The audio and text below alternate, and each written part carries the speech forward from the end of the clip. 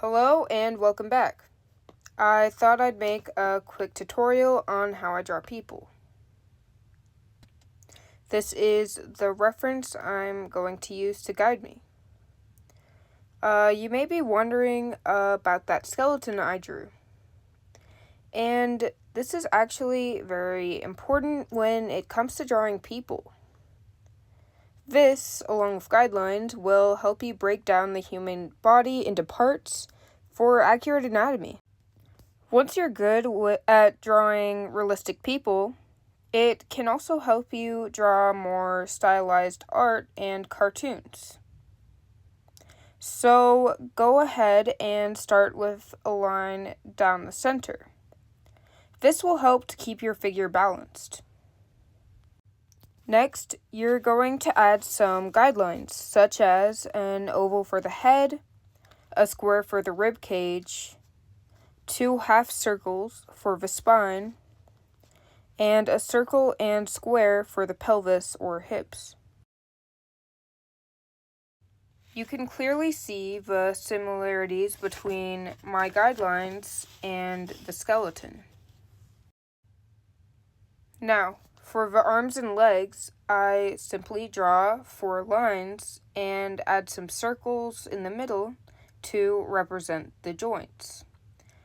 I tend to just do what feels right when it comes to the length of the arms and legs. For the feet's guidelines, I simplified it into 2 triangles. Also, just to be clear, make sure your guidelines are really light. We'll draw the actual body and erase the guidelines later. For the hands, I draw a square and a triangle. I decided to make the guidelines darker so that you can see them, but please keep your guidelines really light. Now for the hard part. This is where I trace over the guidelines. Just make sure to take it one body part at a time and pay close attention to the reference photo. So this is where studying the muscles and the different parts of the body really comes in handy. I like to draw the body in different parts. For example, I do the neck, then the chest, then the waist. Then I go to the hips, then thighs and knees, to the calves and feet, and shoulders to biceps, elbows, forearms, then hands, and then, last but not least, I add in the head. I decided not to add the head to keep the focus on the body. When drawing the legs, I use circles for the thighs and calves, and on the right are some examples. I pretty much do the same thing I did for the legs for the arms, and make sure the arm goes almost to the middle of the thigh. And there you go. Congratulations. You just learned one way to draw humans, specifically a woman. Now, let's talk a bit about muscle anatomy and a few names of different muscles. This will help with tracing over guidelines and just help with general anatomy. I suggest drawing a skeleton and the muscle of the body often, as well as drawing people. Anyway, over here we have the deltoids or shoulders. On top of the biceps are the triceps. Here we have the biceps, then the pectorals,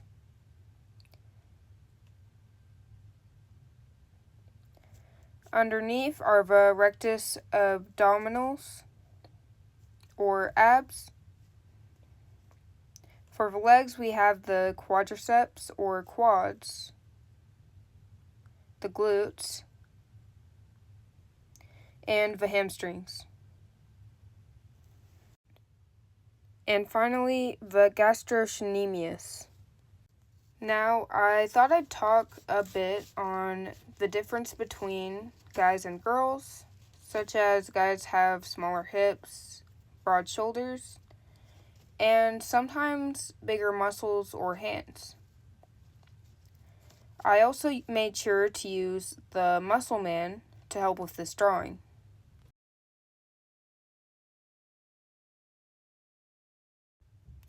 I also thought I'd demonstrate a bit of how I draw clothes and add more details in another video. Some helpful tips on drawing clothes are: 1. Think about the type of fabric and how it fits on the body, as well as the texture of the clothing. Also, it helps to study different folds. For example, his dress shirt folds seem to go down while his jean folds come more from the sides. A mistake that even I make when drawing this is making the folds too dark and hard. Unless it's creased, folded, or overlapping, you should just use gentle shading for folds. Another pro tip is understanding the structure of the skull, because it really is a weird shape. Try practicing drawing them on a page of a sketchbook.